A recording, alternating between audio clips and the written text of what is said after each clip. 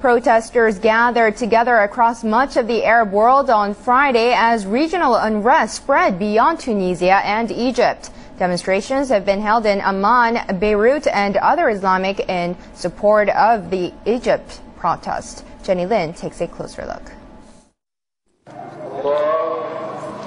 More than 3,500 opposition activists from the main Islamist opposition group, trade unions, and leftist organizations gathered in Jordan's capital Amman, calling for the government's resignation.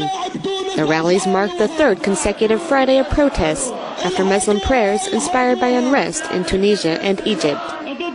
Jordan's King Abdullah II has promised reforms in meetings with members of parliament, former prime ministers, civil society institutions, and even Jordan's largest opposition group, the fundamentalist Muslim Brotherhood movement.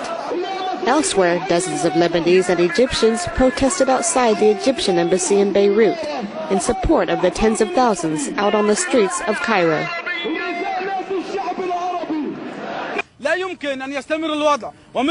The situation should not go on forever. 80 million Egyptians should not be ruled by a small group of people who are benefiting from its resources. Oh dear. And close to 200 members of various Islamic organizations demonstrated against Egyptian President Hosni Mubarak after Friday prayers in Istanbul on Friday.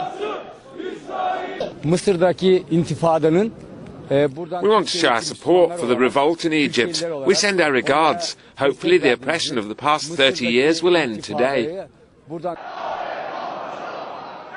Meanwhile, a top Iranian cleric has hailed the recent protests by people in the Arab world and called them an Islamic uprising taking over the region. He says a greater Islamic Middle East is being formed, pivoting around Islam and religious democracy. Jenny Lin, CCTV.